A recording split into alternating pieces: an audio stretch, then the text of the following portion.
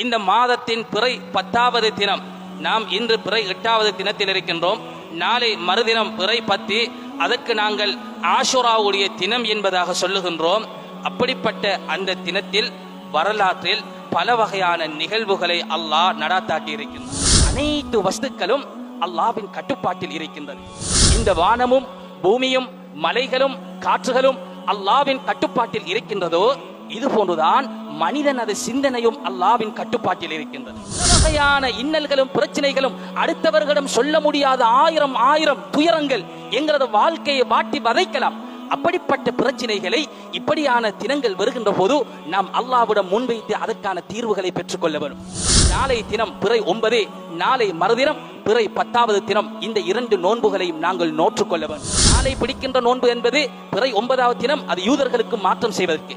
நாளை மறுதினம் தான் அந்த ஆஷுராவுடைய அந்த நோன்பாக இருக்கின்றது.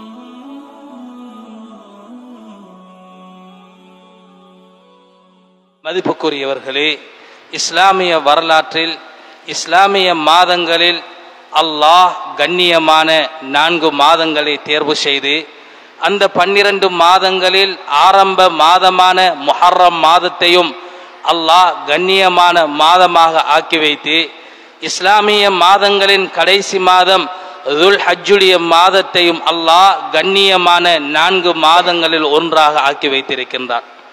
மதிப்புக்குரியவர்களே, இதன் மூலமாக அல்லாஹ் எங்களுக்கு உணர்த்துவது எப்படி இஸ்லாமிய மாதத்தின் ஆரம்பம் கண்ணியமான மாதம், அதனது கடைசி மாதம் துல் ஹஜ் மாதம் கடைசி மாதமும் அது சங்கையான கண்ணியமான மாதமாக அமைகின்றதோ இது போன்றுதான் எங்களது வருடத்தின் ஆரம்பமும் சிறப்பாக கண்ணியமாக அமைய வேண்டும்.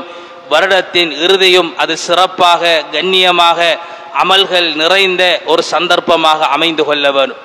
இது போன்றுதான் இஸ்லாத்தின் புது வருடம் அது முஹர்ரம் எப்படி கண்ணியமாக அமைகின்றதோ இது போன்றுதான் மனிதனது வாழ்வின் ஆரம்பம் எப்படி சிறப்பாக கண்ணியமாக அமைகின்றதோ இது போன்றுதான் எங்களது வாழ்க்கையின் கடைசி பகுதியும் அது சிறப்பாக கண்ணியமாக அமைய வேண்டும். ஒரு மனிதனது வாழ்க்கையின் துவக்கம் எப்படி சிறப்பாக அமைகின்றதோ இது போன்றுதான் எங்களது வாழ்க்கையின் இறுதி சந்தர்ப்பங்கள், நாம் மரணிக்க இருக்கின்ற அந்த கடைசி நாட்களும் அது சிறப்பாக அமைய வேண்டும் என்பதை அல்லாஹ் இப்படிப்பட்ட இந்த நிகழ்வுகள் மூலமாக எங்களுக்கு உணர்த்தி கொண்டிருக்கின்றார். மதிப்புக்குரியவர்களே, எனவே அந்த அடிப்படையில் இஸ்லாத்தின் துவக்கமான புத்தாண்டான இந்த முஹர்ரம் மாதம் நாங்கள் இதனை அடைந்திருக்கின்றோம். வரலாற்றில் இந்த முஹர்ரம் மாதத்தில் பல வகையான நிகழ்வுகள் நடைபெற்றிருக்கின்றன. அதிலும் குறிப்பாக இந்த மாதத்தின் பிறை 10வது தினம். நாம் இன்று பிறை 8வது தினத்தில் இருக்கின்றோம். நாளை மறுதினம் பிறை 10. அதற்கு நாங்கள் ஆஷுராவுடைய தினம் என்பதாக சொல்லுகின்றோம். அப்படிப்பட்ட அந்த தினத்தில் வரலாற்றில் பல வகையான நிகழ்வுகளை அல்லாஹ் நடாத்தாட்டி இருக்கின்றார்.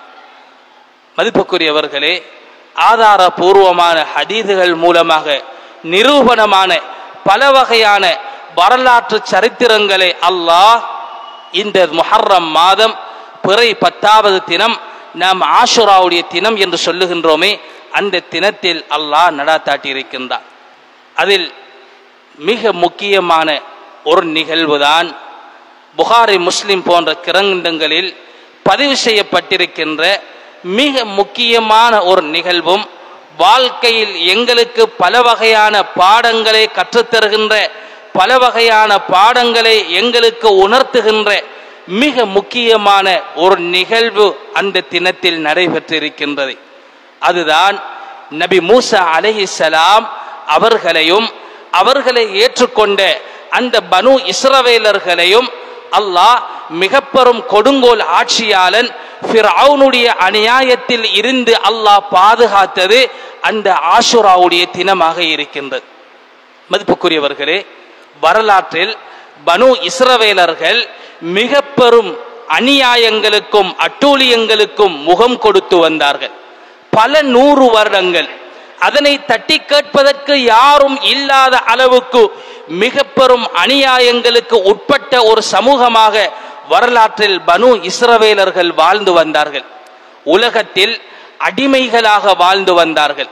அவர்களை போன்ற ஒரு அடிமைத்தனம் இல்லை என்று சொல்கின்ற அளவுக்கு மிக மோசமான ஒரு அடிமைத்தனமான வாழ்க்கையை அந்த பனு இஸ்ரவேலர்கள் வாழ்ந்து வந்தார்கள்.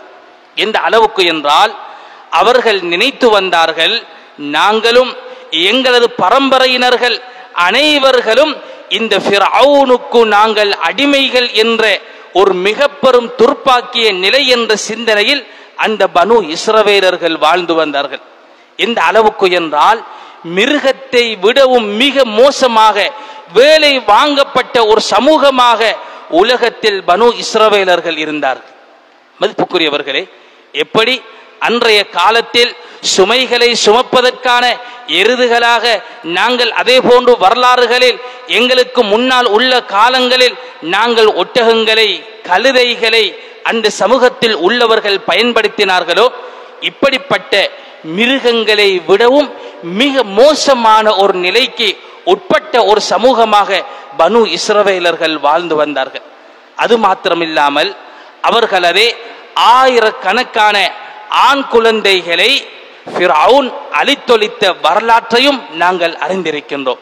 உண்மையில் இந்த குறுகிய இந்த சில நிமிடங்களுக்குள் அந்த வரலாற்றை முழுமையாக சொல்வதென்பது அது சாத்தியமில்லாத ஒரு சந்தர்ப்பமாக இருந்த போதிலும் இன்றைய ஹுத்பாவில் அந்த சம்பவம் உணர்த்துகின்ற சில முக்கியமான சில நிகழ்வுகளை குறிப்புகளை மாத்திரம் சொல்லி அவைகள் எங்களுக்கு கற்றுத்தருகின்ற உணர்த்துகின்ற சில படிப்பினைகளை மாத்திரம் இந்த இடத்தில் ஞாபகம் செய்யலாம் என்று நினைக்கின்றேன். மதிப்புக்குரியவர்களே, மிஸ்ர் நாட்டில் எகிப்தில் அன்றில் பிரதானமாக இரண்டு சாரார்கள் சமூகத்தினர்கள் வாழ்ந்து வந்தார்கள். ஒன்று கிபித்து கோத்திரத்தினர், இரண்டாவது பனு இஸ்ரவேலர்கள். அன்றைய அந்த எகிப்து நாட்டுடைய ஆட்சி அதிகாரங்களுக்கு சொந்தக்காரர்களாக இருந்தவர்கள் அந்த கிபித்தி கோத்திரத்தில் வரக்கூடியவர்கள். ஃபிர்அவுன் என்பது ஒரு தனி மனிதனுடைய பெயர் கிடையாது. யாரெல்லாம் அன்றைய காலங்களில் எகிப்து நாட்டை ஆட்சி செய்கின்றார்களோ அவர்களுக்கு ஃபிர்அவுன் என்று சொல்லப்படுகின்றது. எங்களது நாட்டிலும் நாங்கள் மன்னர்களது ஆட்சி காலங்களில் எப்படி முதலாவது இந்த மன்னர், இரண்டாவது இந்த மன்னர் என்று சொல்லுகின்றோமோ, இது போன்றுதான் ஃபிர்அவுன் என்பது ஒரு தனி மனிதனது பெயர் கிடையாது. நாம் வரலாறுகளில் ஈரானை ஆட்சி செய்கின்றவர்கள், அந்த வல்லரச நாடுகளை ஆட்சி செய்கின்றவர்களை, ரோம் பாரசீகருடைய மன்னர்களை கிஸ்ரா கைசர் என்று சொல்லப்படுகின்றதோ, இது ஒரு தனி மனிதனது பெயர் கிடையாது. அந்த ஈரானுடைய அந்த நாடுகளை ஆட்சி செய்கின்ற மன்னர்களுக்கு, அந்த ரோமை ஆட்சி செய்கின்ற மன்னர்களுக்கு கைசர் என்று சொல்லப்படுகின்றதோ, இது போன்றுதான் எகிப்தை ஆட்சி செய்கின்ற மன்னர்களுக்கு முதலாவது ஃபிர்அவுன், இரண்டாவது ஃபிர்அவுன் என்று சொல்லப்பட்டது. என்றாலும் நாம் குர்ஆனில் காணுகின்ற, எங்களுக்கு மத்தியில் பிரபலமாக அறிமுகமாக இருக்கின்ற ஃபிர்அவுன் என்று சொல்லப்படுபவன் அது மூசா அலைஹிஸ்ஸலாம் அவர்களது காலத்தில் ஆட்சி செய்த அந்த மன்னனை குறிக்கின்றது. மதிப்புக்குரியவர்களே, எனவே அந்த கிபித்தி கோத்திரத்தில் சார்ந்த அந்த ஆட்சியாளன் அந்த ஃபிர்அவுன் அவர்களுக்கு அடுத்த சாராராக அன்றைய காலத்தில் வாழ்ந்து வந்த அந்த பனு இஸ்ரவேலர்களை இப்படிப்பட்ட மோசமான நிலைக்கு தள்ளி இருந்தார். அந்த பனு இஸ்ரவேலர்கள் அவர்களுக்கு உலகத்தில் வெளி தொடர்புகள் கிடையாது, வெளி உலகத்துடன் எந்த தொடர்பாடலும் கிடையாது, அடுத்த சமூகத்துடன் எந்த வகையான தொடர்புகளும் இல்லாமல் ஒரு முடக்கப்பட்ட, ஒரு அடக்கி ஆளப்பட்ட ஒரு சமூகமாக வாழ்ந்தவர்கள் தான் பனு இஸ்ரவேலர்கள். அவர்களுக்கு தெரிந்தது ஃபிர்அவுனும் ஃபிர்அவுனுடைய ஆட்சியும் மாத்திரம்தான். ஃபிர்அவுன் அந்த மக்களை ஏமாற்றி நான் தான் உங்களுக்கு இறைவன் என்று சொல்லி அந்த மனிதர்களை ஒரு மிக பெரும் மோசமான நிலைக்குள் தள்ளி ஆட்சி செய்து வந்து கொண்டிருந்தார். இப்படியான சந்தர்ப்பத்தில் தான் அல்லாஹ் ரப்புல் இஸ்ஸத் சுப்ஹானஹு வ தஆலா நபி மூசா அலைஹிஸ்ஸலாம் அவர்களை நபியாக அனுப்புகின்றார். மூசா அலைஹிஸ்ஸலாம் ஃபிர்அவுனை எதிர்த்து அவர்களது ஏகத்துவ பிரச்சாரத்தை முன்வைக்கின்ற போது சொல்லன்னா துயரங்கள், பிரச்சினைகள், இன்னல்களுக்கு முகம் கொடுத்தார்கள். அந்த சோதனையின் முடிவாக அல்லாஹ்வுடைய கட்டளை வருகின்றது, அன் அஸ்ரி பி இபாதி.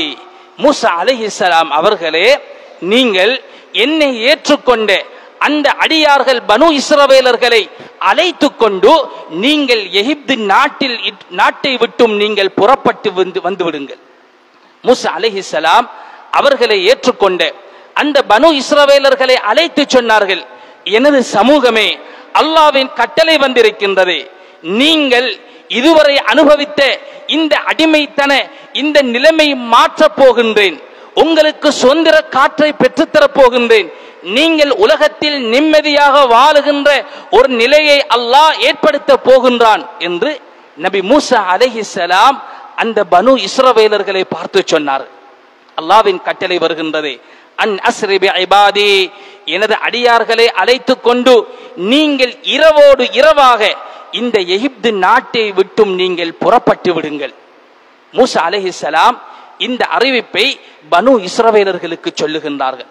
அல்லாஹ்வின் கட்டளை வருகின்றது, நீங்கள் இரவு நேரத்தில் தான் இந்த நகரத்தை விட்டும் நீங்கள் புறப்பட வேண்டும். நீங்கள் எகிப்தை விட்டும் புறப்படுகின்ற சந்தர்ப்பம் உங்களது வீடுகளில் விளக்குகள் எரிந்து கொண்டிருக்க வேண்டும். உங்களது வீடுகள் இருள் சூழ்ந்ததாக இருக்கக்கூடாது.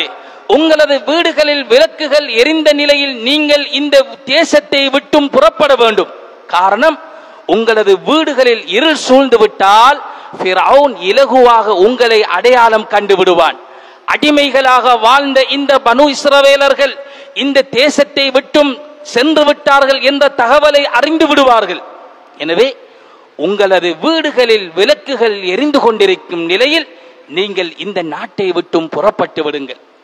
அல்லாஹ்வின் கட்டளை பிரகாரம் வீடுகளில் விளக்குகள் எரிந்து கொண்டிருக்கும் நிலையில் பனு இஸ்ரவேலர்கள் அந்த எகிப்து நாட்டை விட்டும் புறப்படுகின்றார்கள். நபி மூசா அலைஹிஸ்ஸலாம் எகிப்துக்கு நபியாக வருகின்ற போது சுமார் 80க்கும் 90க்கும் இடைப்பட்ட முஸ்லிம்கள் மூசா அலைஹிஸ்ஸலாம் அவர்களுடன் இருந்தார்கள். மதியனில் இருந்து அவர்கள் நபித்துவத்தை சுமந்து வருகின்ற போது 80க்கும் 90க்கும் இடைப்பட்ட முஸ்லிம்கள் இருந்த சந்தர்ப்பமாக இருந்த போதிலும் மிஸ்ரை விட்டு எகிப்தை விட்டும் புறப்படுகின்ற போது சுமார் 6 லட்சம் முஸ்லிம்கள் பனு இஸ்ரவேலர்கள் இருந்தார்கள். அனைவர்களையும் அழைத்துக் கொண்டு நபி மூசா அலைஹிஸ்ஸலாம் மிஸ்ரில் இருந்து புறப்படுகின்றார்கள். அல்லாஹ்வின் ஏற்பாடு, ஏதோ ஒரு அடிப்படையில் இந்த தகவல் ஃபிரௌனுடைய காதை எட்டி விடுகின்றது. ஃபிரௌனுக்கு இந்த செய்தி போய் சேர்ந்து விடுகின்றது. அடிமைகளாக பரம்பரையாக பல 100 வருடங்கள் வாழ்ந்து வந்த எனது அடிமை சமூகம் பனு இஸ்ரவேலர்கள் அவர்கள் விடிவை நோக்கியவர்களாக எனது கட்டுப்பாட்டை விட்டும் இந்த தேசத்தை விட்டும் இரவோடு இரவாக புறப்பட்டு விட்டார்கள் என்ற செய்தி ஃபிரௌனுக்கு கேள்விப்படுகின்றது. மதிப்புக்குரியவர்களே, இந்த இடத்தில் நாம் அல்லாஹ் ஒரு மிக பெரும் பாடத்தை சொல்லி தருகின்றார். உலகத்தில் அனைத்து வஸ்துக்களும் அல்லாஹ்வின் கட்டுப்பாட்டில் இருக்கின்றது. எப்படி இந்த வானமும் பூமியும் மலைகளும் காற்றுகளும் அல்லாஹ்வின் கட்டுப்பாட்டில் இருக்கின்றதோ இது போன்றுதான் மனிதனது சிந்தனையும் அல்லாஹ்வின் கட்டுப்பாட்டில் இருக்கின்றது. எங்களது உடம்பு மாத்திரம் அல்ல, எங்களது உணர்வுகள், நாம் சிந்திக்கின்ற ஆற்றல், எங்களது அறிவு அனைத்தும் அல்லாஹ்வின் கட்டுப்பாட்டில் இருக்கின்றது. மிக பெரும் அறிவாளிகளை கூட அல்லாஹ் சில சந்தர்ப்பங்களில் ஒரு நொடியில் முட்டாளாக்கி விடுவான். பெரும் அறிவாளி, பெரும் சிந்தனையாளர், இப்படியானவர்கள் கூட சில சந்தர்ப்பங்களில் தவறிழைத்து விடுவார்கள். சிந்தனைகளுக்கும் சொந்தக்காரன் அல்லாஹ். மதிப்புக்குரியவர்களே, ஃபிரௌன் கர்வமும் மமதையும் நிறைந்தவன். அவன் மார்பு தட்டி கொண்டு அவன் பெருமையாக சொன்னான், இந்த அடிமை சமூகம் பனு இஸ்ரவேலர்கள் எங்கே செல்ல போகின்றார்கள்? இரவு முழுவதும் அவர்கள் பயணித்தாலும் எனது கட்டுப்பாட்டில் தான் அவர்கள் ஏதோ ஒரு இடத்தில் செல்ல முடியும். இந்த எகிப்து நாட்டை விட்டும் அவர்கள் கடக்க முடியாது. எங்கே போக போகின்றார்கள்? எனவே அவனது மிக பெரும் படையை தயார் செய்கின்றான். அவனது இராணுவ படையை தயார் செய்துவிட்டு அவன் கர்வத்துடன் சொல்லுகின்றான், நாம் உடனடியாக இப்பொழுதே புறப்பட்டு சென்று அந்த அடிமைகளை உடனடியாக பிடிக்க கூடாது. நாங்கள் அவர்களை விட்டு பிடிப்போம். சில தூரம் அவர்கள் செல்லட்டும். அதற்கு பின்னால் எனது படையுடைய பலம் என்பது என்ன என்பதை அவர்களுக்கு காட்டும் முகமாக நாம் அவர்களை அதிகாலைக்காக வேண்டி அந்த சேவல் கூவுகின்ற அந்த நேரத்தில் தான் நாம் படையுடன் சென்று அவர்களை பிடிக்க வேண்டும். பெருமையுடன் சென்றான். அவன் நினைத்தால் உடனே சென்று பிடித்திருக்க முடியும். ஆனால் அவனது படையுடைய அந்த பலத்தை நினைத்து கொண்டு அவனது மிக பெரும் ஆட்சி அதிகாரத்தின் அந்த மமதையின் காரணமாக சொன்னான், அவர்களை உடனடியாக பிடிக்க கூடாது, அவர்களை சில தூரம் விட்டு பிடிப்போம், அவர்கள் எங்கே போக போகின்றார்கள். அதிகாலைக்காக வேண்டி சேவல் கூவுகின்ற சந்தர்ப்பம் நாம் படைகளுடன் சென்று பனு இஸ்ரவேலர்களை பிடித்து விடுவான். சுப்ஹானல்லாஹ், அல்லாஹ்வின் ஏற்பாட்டை பாருங்கள். இப்னு மஸ்ஊத் ரலியல்லாஹு அன்ஹு அவர்கள் அறிவிக்கின்றார்கள், அல்லாஹ்வின் ஏற்பாடு, அன்றைய தினம் உலகத்தில் எங்கும் சேவல் கூவவில்லை. அல்லாஹ்வின் ஏற்பாட்டை பாருங்கள், உலகத்தில் அன்றைய தினம் எங்கும் சேவல் கூவவில்லை. ஆரம்பமே ஏமாற்றமும் அதிர்ச்சியும் ஃபிர்அவுனுக்கு தென்பட்டது. அதிகாலைக்காக வேண்டி சூரியன் உதயமாகிவிட்டது. கோபத்துடன் தனது படையை தயார் செய்து கொண்டு அந்த பனு இஸ்ரவேலர்களை துரத்தி செல்லுகின்றார். மதிப்புக்குரியவர்களே, இந்த சம்பவங்களை நாம் வாழ்க்கையில் அடிக்கடி படிக்க வேண்டும். இப்படியான சம்பவங்களை நாம் அடிக்கடி, ஈமானுடைய பாடங்கள் நிறைந்த இந்த சம்பவங்களை நாம் தனிமையாக இவைகளை சிந்திக்க வேண்டும். காரணம் என்னவென்றால், உலக வரலாற்றில் பல வகையான நிகழ்வுகள் நடைபெற்றிருக்கின்றன. அவைகளில் சிலரை புரக்கி அல்லாஹ் குர்ஆனில் சொல்லுகின்றான், அவைகளில் சிலரை அல்லாஹ் திரும்ப திரும்ப சொல்லுகின்றான். அப்படிப்பட்ட சரித்திரங்களில் ஒன்றுதான் நபி மூசா அலைஹிஸ்ஸலாம் அவர்களது இந்த சரித்திரம். பல இடங்களில் அல்லாஹ் திரும்ப திரும்ப சொல்லுகின்றான். சில இடங்களில் விரிவாகவும் சில இடங்களில் சுருக்கமாகவும் சொல்லுகின்றான். ஏன்? இந்த சம்பவங்களை ஒரு முறை கேட்டுவிட்டு நாங்கள் கடந்து செல்ல முடியாது. குர்ஆனில் பல சந்தர்ப்பங்களில் திரும்ப திரும்ப மடக்கி மடக்கி அல்லாஹ் சொல்வதன் மூலம் இவைகளை நாங்கள் திரும்ப திரும்ப படித்து இதனது பாடங்களை நாங்கள் புரிந்து கொள்ள வேண்டும் என்பதற்காக இவைகளை ஒரு முறை சொல்லிவிட்டு கடந்து செல்லுகின்ற சரித்திரங்கள் அல்ல. இவைகள் ஈமானுக்கான பாடங்கள். இவைகளை அடிக்கடி நாங்கள் பேச வேண்டும் என்பதற்காக அல்லாஹ் குர்ஆனில் பல இடங்களில் இவைகளை திரும்ப திரும்ப சொல்லுகிறார். மதிப்புக்குரியவர்களே, பனு இஸ்ரவேலர்கள் நபி மூசா அலைஹிஸ்ஸலாம் அவர்களது தலைமையில் புறப்பட்டவர்கள் பஹ்ரு குல்சூம் என்கின்ற கடற்கரையை சென்றடைகின்றார்கள். பஹ்ரு குல்சூம் என்கின்ற கடல் முன்னால் தென்படுகின்றது. மதிப்புக்குரியவர்களே, இந்த சந்தர்ப்பத்தில் ஃபிர்அவுனும் அவனது படையும் பின்னால் அதே இடத்துக்கு வந்து சேர்ந்து விடுகின்றார். அல் குர்ஆன் சொல்லுகின்றது, ஃபலம்மா தரா அல் ஜம்ஆன் قال அஸ்ஹாபு மூசா இன்னா லமுத்ரகூன். இரண்டு சாராரும் ஒருவரை ஒருவர் அந்த பஹ்ரு குல்சூம் என்கின்ற கடற்கரையில் சந்தித்த போது நபி மூசா அலைஹிஸ்ஸலாம் அவர்களை ஏற்றுக்கொண்ட பனு இஸ்ரவேலர்கள் சொன்னார்கள், இன்னா லமுத்ரகூன், ஏ மூசாவே, எங்களுக்கு அடிமைத்தனத்தில் இருந்து விமோசனமும் சுதந்திர காற்றையும் பெற்றுத் தருகின்றோம் என்று சொல்லிவிட்டு இதோ முன்னால் கடலுக்கு முன்னால் நிறுத்தாட்டி விட்டீர்கள். பின்னால் ஃபிர்அவுனும் அவனது படையும் வந்திருக்கின்றார்கள். நாங்கள் வசமாக நன்றாக நாங்கள் மாட்டிக்கொண்டு விட்டோம். எங்களை நீங்கள் மாட்டி வைத்து விட்டீர்கள். ஃபிர்அவுன் எங்களை அழிக்கப் போகின்றான் என்று நபி மூசா அலைஹிஸ்ஸலாம் அவர்களிடம் அங்கலாய்க்கின்ற போது மூசா அலைஹிஸ்ஸலாம் சொன்னார்கள், கல்லா, விடயம் அப்படி அல்ல, இன்ன மஅய ரப்பி சயஹ்தீன். இந்த இடத்திற்கு வருமாறு வழிகாட்டியதும் அல்லாஹ்தான். ஒரு சமூகத்திற்கு தலைமை தாங்கக்கூடியவர், ஒரு நபியாக இருக்கின்ற மிக பெரும் தீர்க்கதரிசி. உலகத்தில் ஒரு நபி வாழ்கின்ற போது அவரை விடவும் அறிவுள்ளவர் தீர்க்கதரிசி யாரும் இருக்க முடியாது. அப்படிப்பட்ட ஒரு சமூகத்தின் தலைவர் ஒரு சமூகத்தை கடலுக்கு முன்னால் கொண்டு வந்து நிறுத்த முடியாது. உங்களை பாதுகாக்கின்றேன் என்று சொல்லிவிட்டு பாதுகாக்கக்கூடிய பாதைகளை விட்டுவிட்டு ஒரு சமூகத்தை கடலுக்கு முன்னால் கொண்டு வந்து நிறுத்த முடியாது. மூசா அலைஹிஸ்ஸலாம் அப்படி கொண்டு வந்திருக்கின்றார்கள் என்றால் இது எனது விருப்பம் அல்ல, அல்லாஹ்வின் கட்டளை இந்த இடத்திற்கு வருமாறு. இந்த இடத்தில் தான் அந்த ஃபிர்அவுனுடைய ஆட்சிக்கு அல்லாஹ் சமாதி கட்டப் போகின்றான். அவனது ஆட்சிக்கு அல்லாஹ் முற்றுப்புள்ளி வைக்கப் போகின்றான். மதிப்புக்குரியவர்களே, இந்த சந்தர்ப்பம் மூசா அலைஹிஸ்ஸலாம் அவர்களை பார்த்து அல்லாஹ் கட்டளையிடுகின்றான், ஃபத்ரிப் பிஅஸாக்கல் பஹர். மூசாவே, உங்களது கரத்தில் இருக்கின்ற இந்த அசாவின் மூலமாக, இந்த தடியின் மூலமாக நீங்கள் கடலில் அடித்து விடுங்கள். மதிப்புக்குரியவர்களே, இதுதான் பகுத்தறிவுக்கும் ஈமானுக்கும் இடையில் உள்ள வித்தியாசம். ஒரு நபியையும் அவர்களை ஏற்றுக்கொண்ட சமூகத்தையும் பாதுகாக்க வேண்டும் என்றால் அல்லாஹ் மலக்குமார்களை கொண்டு உதவி செய்திருக்க வேண்டும், அல்லது ஒரு வேறு வழியில் அவர்களை பாதுகாக்க வேண்டும், அல்லது புராக் போன்ற வாகனத்தில் அவர்கள் அனைவர்களையும் அழைத்து சென்றிருக்க வேண்டும். ஒரு சமூகத்தை பாதுகாப்பதற்கு அல்லாஹ் சொல்லுகின்ற வழி இந்த தடியின் மூலம் தண்ணீரில் அடிப்பது. எங்களது பகுத்தறிவு இதனை ஏற்றுக்கொள்ள மாட்டாது. ஒரு சமூகத்தை பாதுகாப்பதற்கான ஒரு தீர்வாக இது எப்படி இருக்கும் என்று எங்களது பகுத்தறிவு சொல்லும். பகுத்தறிவுக்கு அப்பாற்பட்டதுதான் இஸ்லாம் சொல்லுகின்ற விடயம். எங்களது ஆறறிவு இமார்க்கத்துடைய விடயங்களை ஏற்றுக்கொண்டாலும் சில விடயங்கள் எங்களது ஆறறிவுக்கு அப்பாற்பட்டதாக இருந்தாலும் அதனை செய்வதுதான் ஈமான். கடந்த மாதம் முழுவதும் பேசின வார்த்தை நபி இப்ராஹிம் அலைஹிஸ்ஸலாம் மகனை கத்தியினால் அறுத்த சம்பவம். சிந்தித்து பாருங்கள். ஒரு தந்தை மகனை அறுப்பது என்பது எந்த ஒரு மனிதனது சிந்தனை ஏற்றுக்கொள்ள முடியும்? இப்படி கட்டளையிட முடியுமா? இது செய்யக்கூடிய விடயமா என்று எங்களது ஆறறிவு செல்லும். இந்த பகுத்தறிவுக்கும் மாற்றமாக செய்வதுதான் அது அல்லாஹ்வின் கட்டளையாக இருக்கும் என்றால் அதை செய்வதுதான் ஈமான். மதிப்புக்குரியவர்களே, அதுபோன்ற ஒரு விடயம்தான் பகுத்தறிவுக்கு அப்பாற்பட்டு அல்லாஹ்வின் உதவி சாத்தியமாக கூடிய ஒரு இடமாக அல்லாஹ் சொல்லுகின்றான், இந்த தடியின் மூலம் கடலில் அடித்து விடுங்கள். மூசா அலைஹிஸ்ஸலாம் கடலில் தடியினால் அடிக்கின்றார்கள்.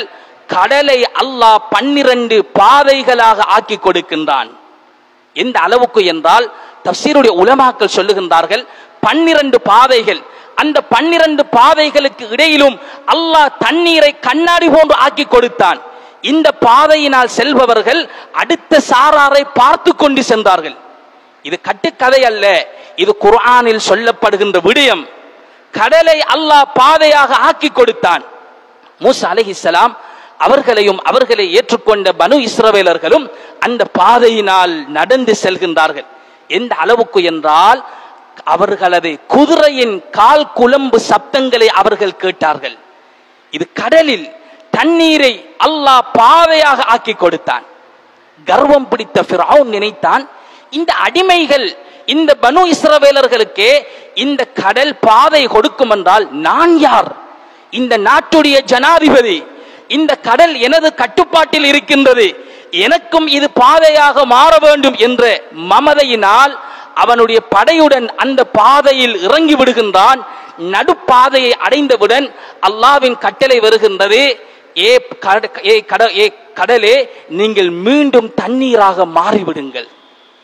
அவனது படை நடுக்கடலை நடுப்பாதை அடைந்தவுடன் மீண்டும் அல்லாஹ் கடலாக நீராக மாற்றி ஃபிரௌனையும் அவனை ஏற்றுக்கொண்ட அவனது அடிவருடிகள் அந்த கிபித்திகளையும் அல்லாஹ் நடுக்கடலில் அல்லாஹ் மூழ்கடித்தான். மதிப்புக்குரியவர்களே, இந்த இடத்திலும் அல்லாஹ் எங்களுக்கு மிக பெரும் ஒரு பாடத்தை சொல்லித் தருகின்றான். இந்த கடல் இருக்கின்றது, இதற்கு ஒரு வரலாறு இருக்கின்றது. நபி மூசா அலைஹிஸ்ஸலாம் அவர்கள் பிறந்தவுடன் அவர்களது தாய் பயப்பட்டார்கள், ஃபிரௌன் எனது மகனையும் அறுத்து விடுவார்களோ. இந்த வரலாறு எங்களுக்கு தெரியும்.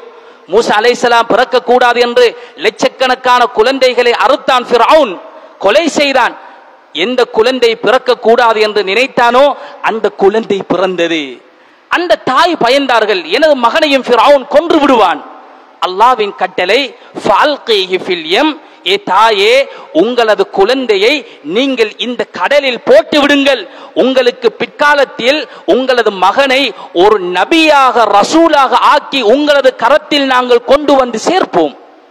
இன்னா ராத்தூஹு இலைக் வஜாஇலூஹு மினல் முர்சலீன். அல் குர்ஆன் சொல்லுகின்றது. மூசா அலைஹிஸ்ஸலாம் அவருடைய தாய் ஒரு பெட்டியை செய்து கை குழந்தையை பெட்டியில் வைத்து கடலில் போட்டு விட்டார்கள். அந்த பெட்டியை பிறக்கியவன் ஃபிரௌன். ஃபிரௌன் அவனது மனைவியுடன் குளித்துக் கொண்டிருக்கும் போது ஒரு பெட்டி வருகின்றது. பெட்டியை எடுத்தார்கள், திறந்து பார்த்தார்கள், ஒரு அழகான ஆண் குழந்தை. எந்த குழந்தை பிறக்க கூடாது என்று நினைத்தானோ அந்த குழந்தையை அவனது காலடியில் கொண்டு போய் அல்லாஹ் சேர்க்கின்றான். மனைவி சொன்னார்கள், எங்களுக்கு குழந்தை இல்லை, இந்த குழந்தையை நாங்கள் வளர்த்து விடுவோமே. இப்பொழுது அந்த ஃபிரௌன் மூசா அலைஹிஸ்ஸலாம் அவர்களாகிய அந்த கை குழந்தையை அரண்மனைக்கு அழைத்து சென்று தனது மடியில் அவன் வளர்த்து வருகின்றான். யாரு பிறக்க கூடாது என்று நினைத்தானோ அவனை தனது மடியில் மார்புடன் அணைத்து வளர்த்து வந்தான். அவர்களுக்கு தேவையான எல்லா ஏற்பாடுகளையும் செய்து கொடுத்தான். மதிப்புக்குரியவர்களே, இப்படியான சந்தர்ப்பத்தில் தான் நபி மூசா அலைஹிஸ்ஸலாம் பிற்காலத்தில் நபியாக மாறுகின்றார்கள். அதற்கு பின்பு ஃபிரௌன் அடிக்கடி ஒரு வார்த்தை சொல்லுவான். அல் குர்ஆனில் அல்லாஹ் சொல்லுகின்றான், அலைஸலி முல்கு மிஸ்ர் வஹாதிஹில் அன்ஹாரு தஜ்ரி மின் தஹ்தி. ஃபிரௌன் சொல்லுவான், கர்வத்துடன் சொல்லுவான், ஏ மக்களே, நான் உங்களுக்கு மாத்திரம் ஜனாதிபதி அல்ல, இதோ இந்த கடல் இருக்கின்றது, இந்த நதிகள் இருக்கின்றது, தஜ்ரி மின் தஹ்தி, இவைகளும் எனது காலுக்கு கீழால் ஓடுகின்றது, இதற்கும் நான் தான் ஜனாதிபதி என்று அவன் பெருமையுடன் சொல்லுவான். மதிப்புக்குரியவர்களே, எந்த தண்ணீர் தனது காலுக்கு கீழால் ஓடுகின்றது என்று பெருமை அடித்தானோ, அதே தண்ணீரில் வந்த குழந்தையை மூசா அலைஹிஸ்ஸலாம் அவர்களை அவனுக்கு யமனாக எதிரியாக மாற்றி அதே தண்ணீரை அவனது தலைக்கு மேலால் ஓட விட்டு அல்லாஹ் அழித்து ஒழித்தான். தஃசீருடைய உலமாக்கள் சொல்லுகின்றார்கள், யார் உலக வஸ்துக்களில் எதை வைத்து பெருமை அடிக்கின்றார்களோ அல்லாஹ் அதனையே அவர்களுக்கு சோதனையாக மாற்றி விடுவான். யார் குழந்தைகளை வைத்து பெருமை அடிக்கின்றார்களோ அந்த குழந்தையை அவர்களுக்கு தலையீடியாக மாற்றி விடுவான். யார் சொத்து செல்வங்களை வைத்து பெருமை அடிக்கின்றார்களோ அதனையே அல்லாஹ் அவர்களுக்கு சாவு மணியாக மாற்றி விடுவான். இது போன்றுதான் யார் உலகத்தில் ஆட்சி அதிகாரங்களை கொண்டு நான் நினைத்ததை செய்வேன், பெரும்பான்மை இருக்கின்றது, யாரும் என்னிடம் தட்டி கேட்க முடியாது, நான் வல்லரச நாட்டுக்கு ஜனாதிபதி என்று யாரெல்லாம் ஆட்சி அதிகாரங்களை வைத்து பெருமை கொள்கின்றார்களோ அவர்களது முடிவு ஃபிரௌனுக்கு ஏற்பட்டதுதான் என்பதை இந்த சம்பவங்களில் அல்லாஹ் எங்களுக்கு உணர்த்துகின்றான். மதிப்புக்குரியவர்களே, இந்த நிகழ்வுதான் பனு இஸ்ரவேலர்களுக்கு நிரந்தர விடுவை கொண்டு வந்து சேர்த்தது. மதிப்புக்குரியவர்களே, இந்த நிகழ்வு நடந்தது இந்த முஹர்ரம் மாதம் பிறை 10வது தினம், ஆஷூராவுடைய தினம் என்று சொல்லுகின்றோம். அதுதான் நாளை மறுதினம் வரை இருக்கின்றது. மதிப்புக்குரியவர்களே, அல்லாஹ் ரப்பல் இஸ்ஸத் சுப்ஹானஹு வ தஆலா பல 100 வருடங்கள் பொறையோடி போயிருந்த பனு இஸ்ரவேலர்களது பிரச்சனைகளுக்கு அடிமைத்தனத்திற்கு அல்லாஹ் முடிவை கொடுத்தது. கொடுங்கோல் ஆட்சியாளன் ஃபிரௌனை அழித்தது அந்த ஆஷூராவுடைய தினம். இதனை வைத்து உலமாக்கள் சொல்லுகின்றார்கள், இப்படியான தினங்கள் வருகின்ற போது எங்களது வாழ்விலும் பல பிரச்சனைகள் இருக்கலாம், தீராத நோய்கள் இருக்கலாம், பல வகையான இன்னல்களும் பிரச்சனைகளும், அடுத்தவர்களிடம் சொல்ல முடியாத ஆயிரம் துயரங்கள் எங்களது வாழ்க்கையை வாட்டி வதைக்கலாம். அப்படிப்பட்ட பிரச்சனைகளை இப்படியான தினங்கள் வருகின்ற போது நாம் அல்லாஹ்விடம் முன்வைத்து அதற்கான தீர்வுகளை பெற்றுக்கொள்ள வேண்டும். ஃபிரௌனுடைய கொட்டத்தையே அழித்த அல்லாஹ்வுக்கு எங்களது பிரச்சனைகளுக்கு முடிவு தருவது என்பது அது ஒரு சாதாரணமான சிறிய விடயம். எனவே மதிப்புக்குரியவர்களே, இந்த ஆஷூராவுடைய தினம் மூசா அலைஹிஸ்ஸலாம் அவர்களையும் பனு இஸ்ரவேலர்களையும் பாதுகாத்த அந்த தினத்தை ஞாபகம் கூறும் விதமாக மூசா அலைஹிஸ்ஸலாம் அவர்களை ஏற்றுக்கொண்ட யூதர்கள் அன்றைய தினத்தில் நோன்பு நோற்றார்கள். நபி ஸல்லல்லாஹு அலைஹி வஸல்லம் அவர்கள் சொன்னார்கள், யூதர்களை விடவும் அந்த நோன்பை நோட்பதற்கு நாங்கள் தான் மிகவும் தகுதியானவர்கள். மூசா அலைஹிஸ்ஸலாம் அவர் எங்களுக்குரிய நபி, எனவே அந்த ஆஷூராவுடைய நோன்பை நோட்பதற்கு உங்களை விடவும் நாங்கள் தான் மிக தகுதியானவர்கள் என்று சொன்னார்கள். அது மாத்திரமல்ல, ஸல்லல்லாஹு அலைஹி வஸல்லம் தொடர்ந்து சொன்னார்கள், லஇன் பகித்து இலல் காபில் லஅத்ருமன்ன தாசிஅ, யூதர்களும் அந்த நோன்பை பிடிக்கின்றார்கள், எனவே யூதர்களுக்கு மாற்றம் செய்ய வேண்டும் என்பதற்காக நாம் பிறை 10வது தினத்தை நோன்பு நோட்பதுடன் அதற்கு முந்திய தினம் பிறை 9வது தினத்தையும் யூதர்களுக்கு மாற்றம் செய்ய வேண்டும் என்பதற்காக நான் பிடிப்பேன், அடுத்த வருடம் உயிருடன் இருந்தால் அந்த நோன்பை நான் நோற்றுக்கொள்வேன் என்று ஸல்லல்லாஹு அலைஹி வஸல்லம் சொன்னார். மதிப்புக்குரியவர்களே, இந்த இடத்திலும் நாம் சிந்திக்க வேண்டிய விடயம் யூதர்கள் எவ்வளவு பயங்கரமானவர்கள் என்பதை ஸல்லல்லாஹு அலைஹி வஸல்லம் சொல்லியிருக்கின்றார்கள். ஒரு இபாதத், நோன்பு என்பது ஒரு வணக்கம். வணக்கத்தில் கூட யூதர்களுடன் நாங்கள் சமரசம் செய்ய முடியாது, வணக்கத்தில் கூட யூதர்களுடன் ஒத்து போக முடியாது. ஏன்? உலகத்தில் மிக மோசமானவர்கள். எனவே அந்த யூதர்களுக்கு வணக்கத்தில் கூட மாற்றம் செய்ய வேண்டும் என்பதற்காக பிறை 9வது தினத்திலும் நான் நோன்பு நோட்க வேண்டும் என்று சொன்னார்கள் என்றால், எங்களது வாழ்க்கையில் இதர விடயங்களில் நாம் அவர்களது விடயத்தில் எப்படி நடந்து கொள்ள வேண்டும்?